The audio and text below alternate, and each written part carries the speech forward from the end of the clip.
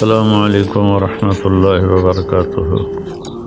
بسم اللہ الرحمن الرحیم، والصلاة والسلام علی رسولہ الکریم وعلی آلہ وصحبہ اجمعین، اما بعد۔ آج رات 17 رمضان المبارک، یعنی کل کا روزہ 17 کا ہے، اور 17 رمضان کو اسلامی تاریخ میں ایک واقعہ پیش آیا ہے۔ ایک جنگ ہوئی جس کو غزوہ بدر کہتے ہیں۔ یہ ایک ایسا فیصلہ کن معرکہ تھا جس نے لیحق الحق ویبطل الباطل، اس کو زندہ کر کے دکھا دیا۔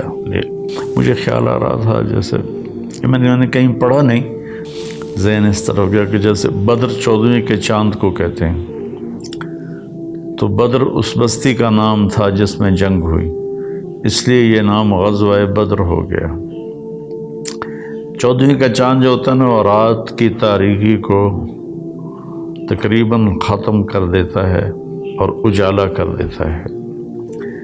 اسی طرح اس معرکہ نے 14ویں رات کے چاند کی طرح چمک کر ابھر کر اور ساری دنیا کو دکھا دیا کہ حق پر کون ہے اور باطل پر کون ہے۔ جب ہمارے نبی نکلے تھے بدر کی جنگ کے لیے، تو جبریل اسی وقت آ کر آپ کو بتا دیتے کہ آگے قافلہ نہیں ہے، لشکر ہے، تو آپ پوری تیاری کر کے نکلتے۔ واقعہ کا پس منظر یہ ہے کہ مکے والوں نے اپنے سارے زیورات اور پیسہ اکٹھا کر کے دیا ابو سفیان کو کہ جاؤ اور شام سے ہتھیار خرید کر لاؤ، ہم ان کا مقابلہ کریں گے بعد میں۔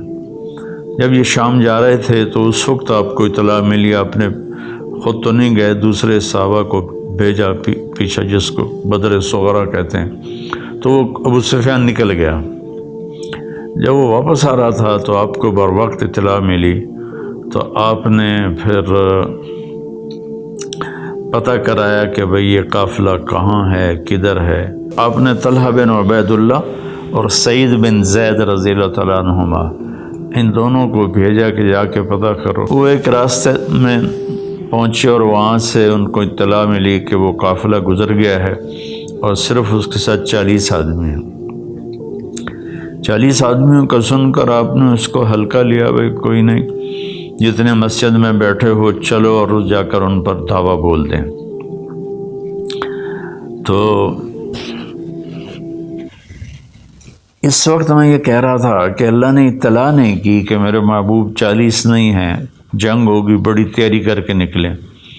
صرف کئی اتنی اس کی وجوہات ہیں، ایک وجہ جو بڑی سمجھ میں آتی ہے کہ اللہ یہ بتانا چاہتے تھے کہ تمہاری فتح اسلحہ کی برتری کی وجہ سے نہیں ہے، تعداد کی وجہ سے نہیں ہے، بلکہ اللہ کی خاص مدد سے اللہ تعالیٰ تمہارے ساتھ ہے اور تمہاری برتری اور کامیابی ہے۔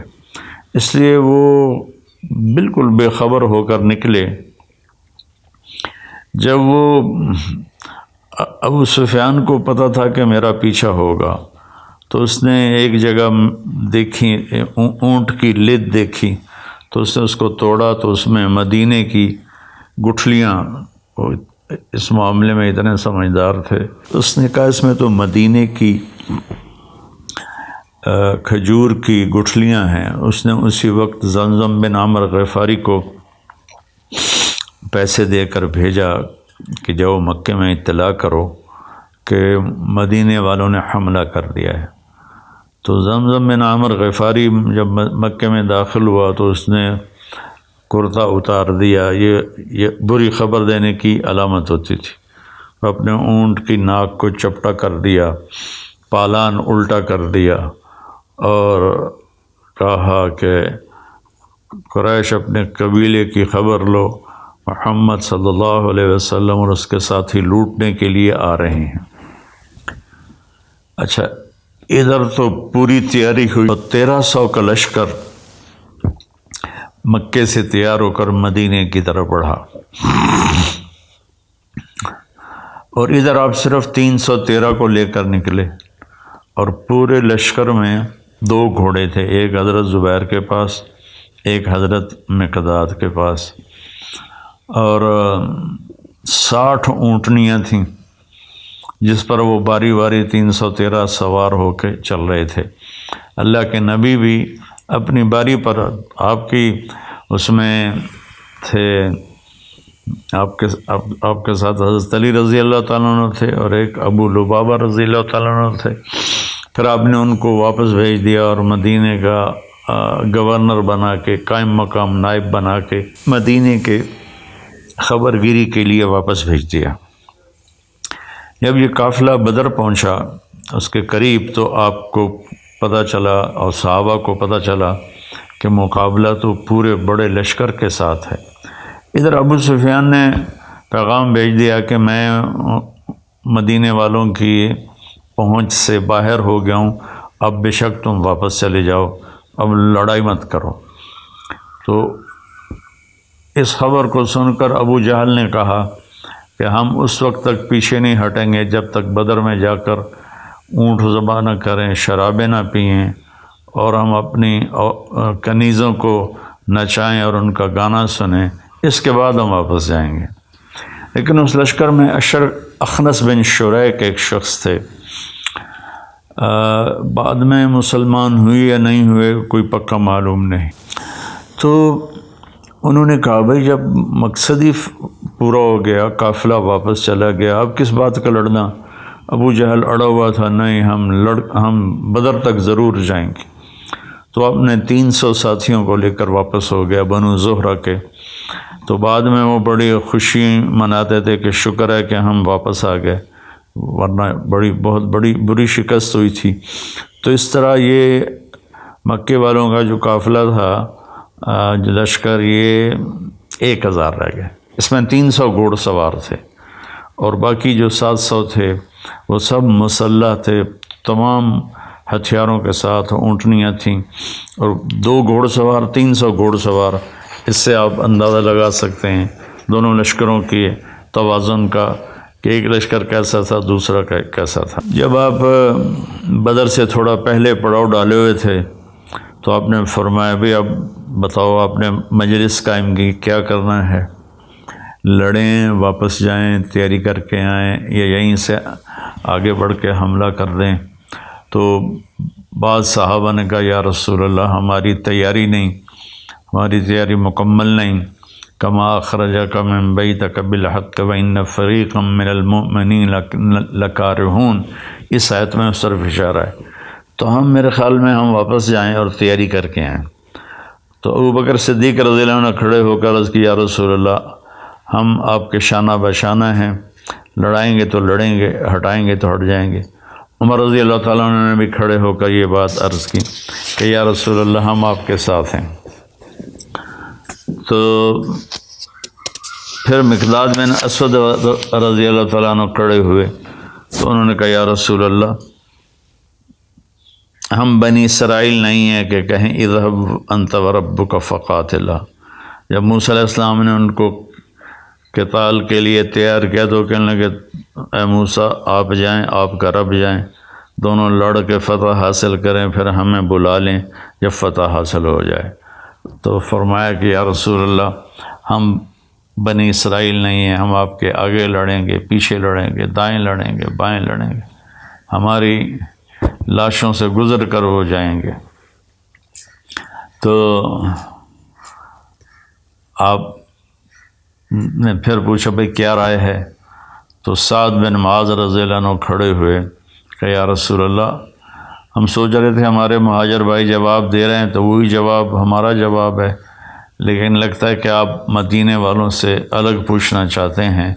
تو ہماری بات یہ ہے کہ سالم من شئتا، وقت حبال من شئتا، قاتل من شئتا، یا رسول اللہ ہم آپ کے ساتھ ہیں، جس سے جوڑ دیں جڑ جائیں گے، جس سے توڑ دیں ٹوٹ جائیں گے، جنگ کروا دیں بھڑ جائیں گے، سمندروں میں کود جاؤ کود جائیں گے، مدینے کا ایک بچہ بھی پیچھے نہیں رہے گا۔ برق غماد تک اپنے اونٹنیاں دوڑاتے چلے جاؤ، یمن کے ایک پہاڑ کا نام تھا، تو پیچھے مڑ کے کوئی نہیں دیکھے گا۔ تو اس پر آپ بہت خوش ہوئے، آپ نے فرمایا کہ اللہ کی مدد ہمارے ساتھ ہے۔ تو آپ نے کوچ کیا اور بدر میں ایک جگہ پر خیمے لگانے کا اعلان کیا۔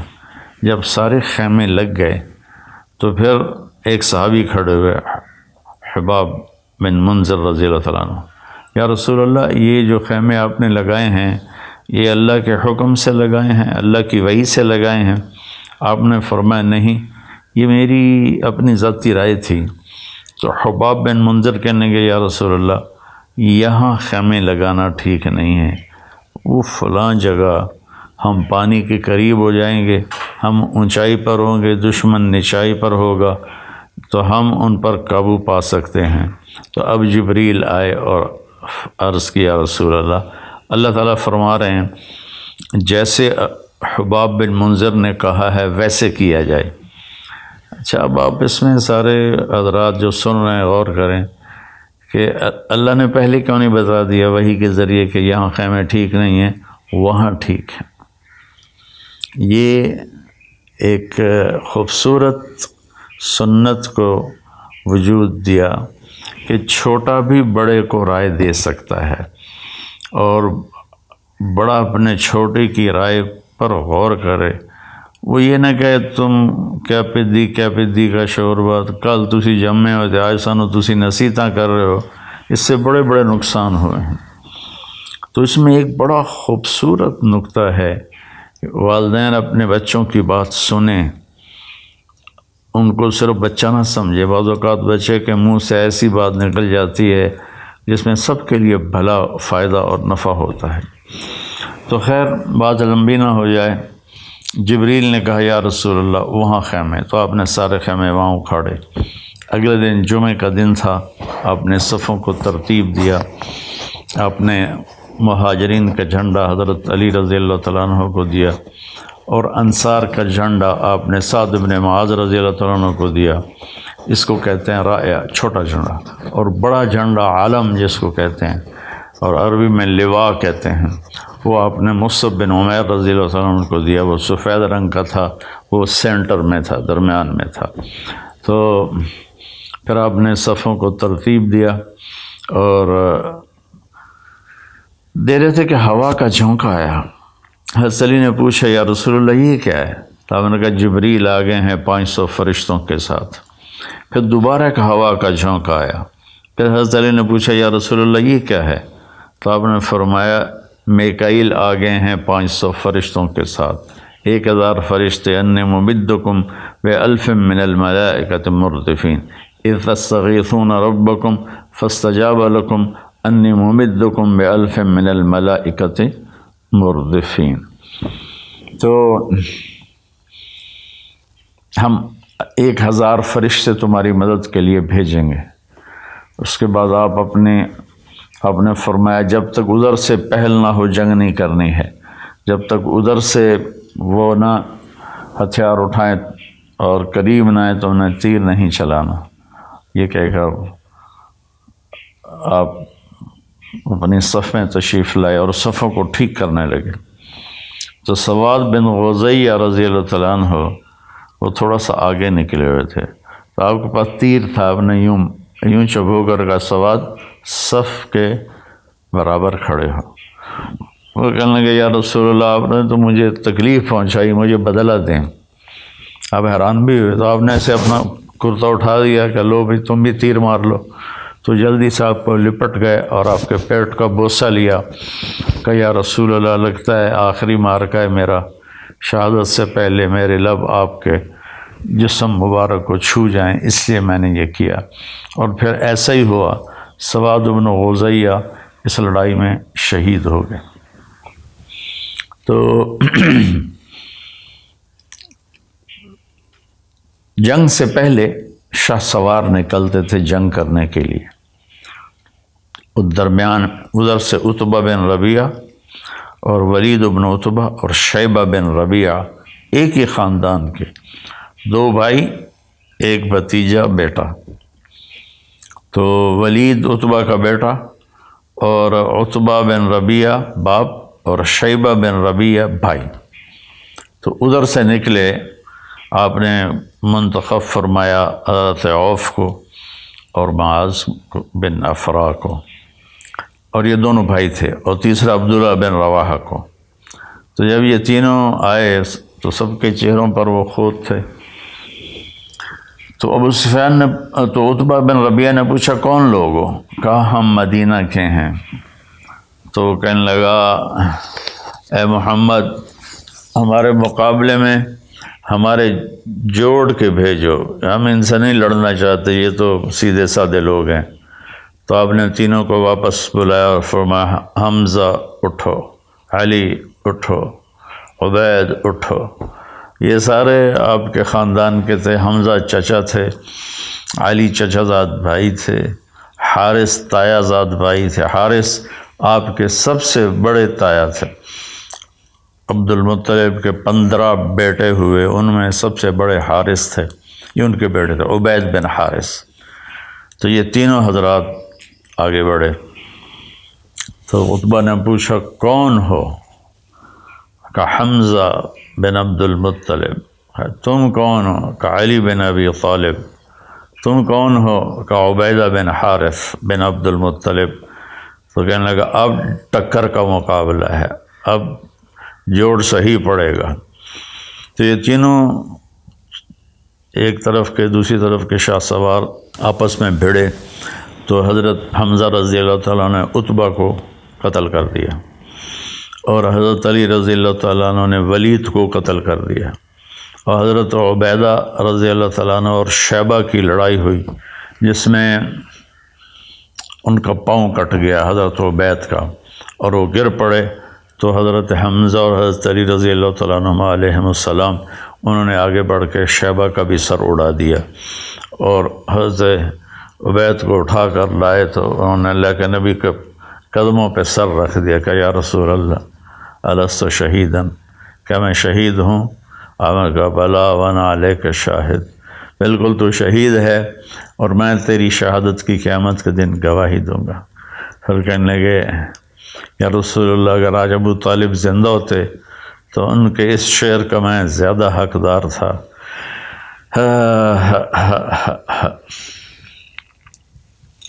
وَنُسَلِّمُهُ حَتَّى نُصْرَ حَوْلَهُ وَنَذْهَلَ عَنَا أَبْنَائِنَا وَالْحَلَائِلِ، ایک 90 اشعار کا قصیدہ ہے، تو اس میں ایک شعر ہے کہ رب کعبہ کی قسم ہم محمد کے تمہیں قریب بھی نہیں آنے دیں گے جب تک ہماری لاشوں کے ڈھیر نہ لگ جائیں۔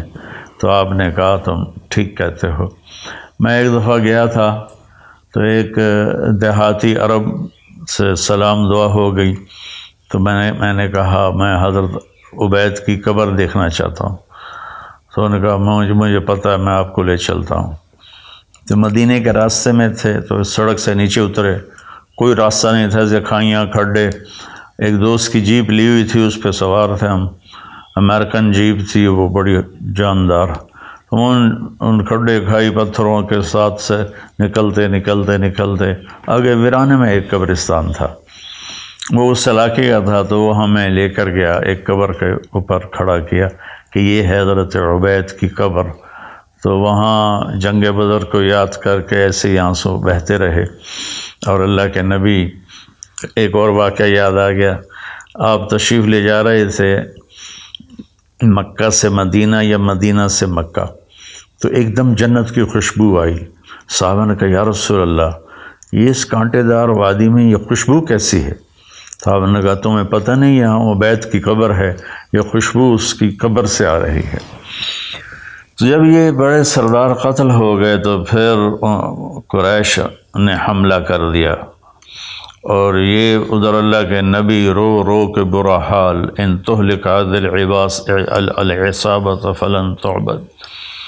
یہ صرف 313 آدمی ایسے انٹائٹل ہیں کہ ان پر دین کا، اسلام کا دار و مدار اللہ نے قائم کروایا اپنے نبی کی زبان سے کہ میرے رب اگر یہ تو نے ہلاک کر دیا پھر تیرا نام لینے والا کوئی نہیں رہے گا۔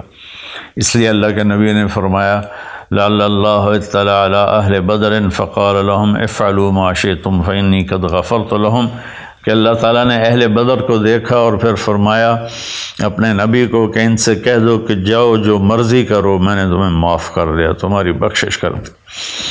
ایک دفعہ حضرت جبریل نے پوچھا یا رسول اللہ آپ کے صحابہ میں سب سے بہترین لوگ کون ہیں؟ آپ نے کہا جنہوں نے بدر میں شرکت کی۔ تو جبریل نے عرض کی یا رسول اللہ ہمارے آسمان کے فرشتوں میں بھی وہ فرشتے سب سے قابل قدر ہیں 1000 جنہوں نے جنگ بدر میں شرکت کی۔ تو ملائکہ اللہ نے اتارے، مسلح اتارے، لڑائی شروع ہوئی، چند گھنٹوں میں فیصلہ ہو گیا اور 70 آدمی ان کے مارے گئے، 70 ان کے قبضے میں آ گئے۔ تو ایک چھوٹے سے قد کے صحابی حضرت عباس کو پکڑ کے لا رہے تھے، آپ کے چچا، تو ان کا قد اتنا لمبا تھا جب گھوڑے پر بیٹھتے تو پاؤں زمین پہ لگ جاتے تھے، تو پھر وہ اونٹ پر سواری کیا کرتے تھے۔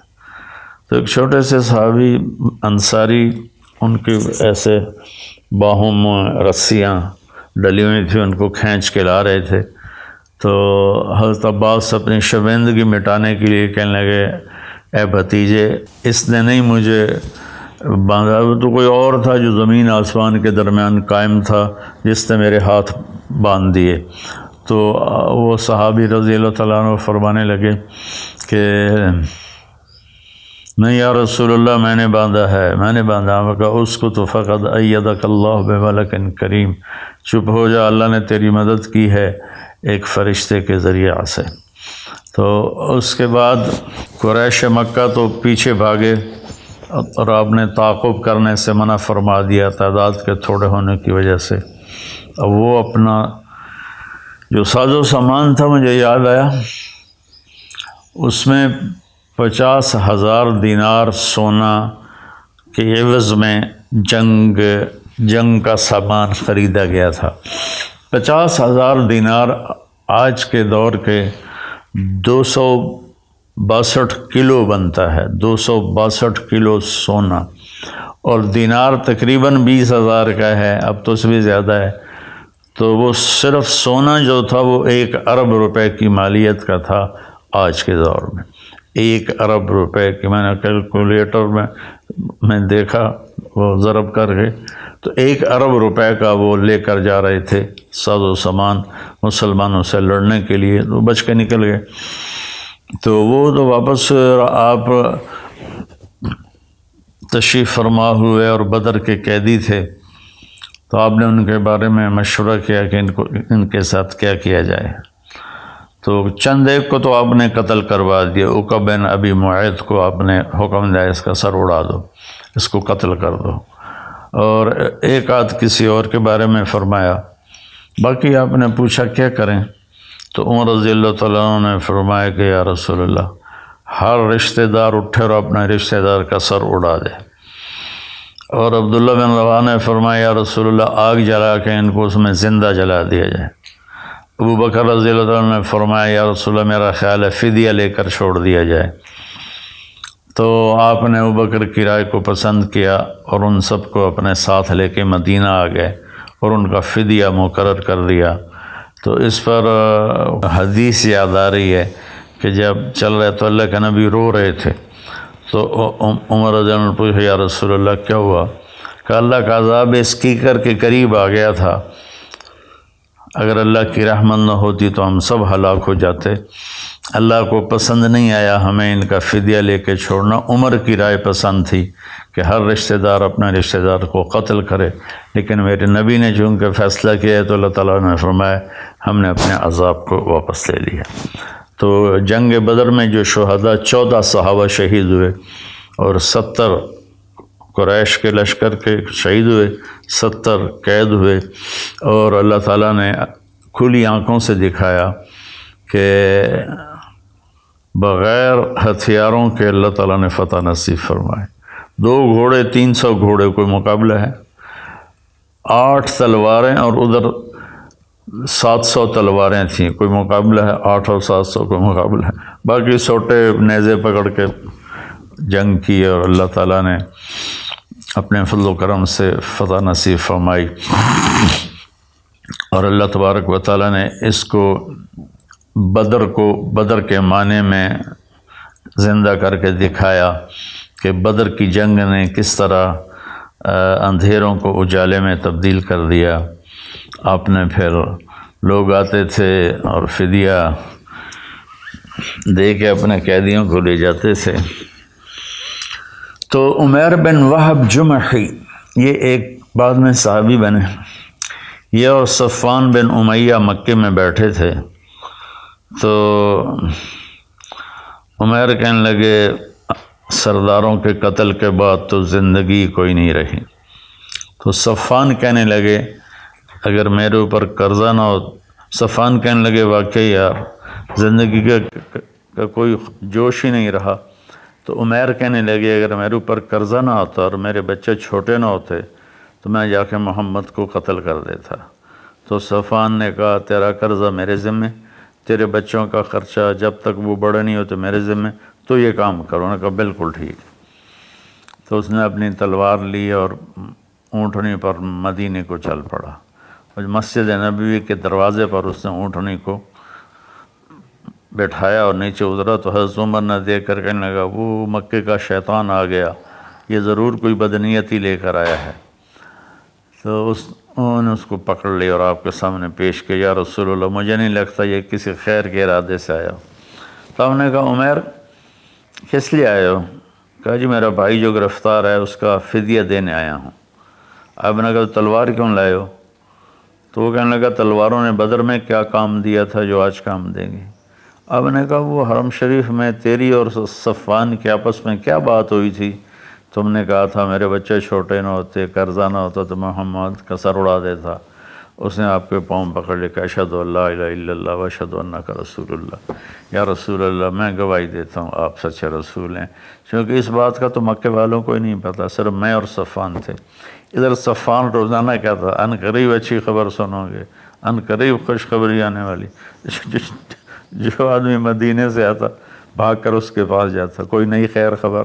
ایک دن ایک آدمی آیا تو بھاگا گیا، کوئی نئی خیر خبر کا، ہاں عمیر بن وہب نے اسلام قبول کر لیا۔ تو اس نے اتنی گالیاں دی ان کو کہ انہوں نے میرا مال برباد کیا، میرا یہ برباد کیا۔ لیکن اللہ نے بعد میں صفوان بن امیہ کو بھی ایمان نصیب فرما دیا۔ فتح مکہ پر اللہ نے ان کو ہدایت دی، کلمہ پڑھا، اور جنگ حنین کے لیے 100 زریں اکیلے صفوان بن امیہ نے پیش کی تھیں جنگ حنین کے لیے۔ تو نبی کی سیرت پڑھا کرو۔ میں تو اس کی تفصیل میں جاؤں تو کئی گھنٹے کا بن جائے گا یہ، لیکن میں صرف اشارات آپ کو بتا دیے، وہ جو میری یادداشت میں تھے وہی میں نے آپ کی خدمت میں پیش کر دیے۔ لیکن آپ سب بہن بھائیوں سے گزارش ہے اپنے نبی کی زندگی ضرور پڑھیں، اس سے بہت فائدہ ہوگا۔ اللہ تعالی ہم کو آپ کو عمل کی توفیق نصیب فرمائے۔ السلام علیکم۔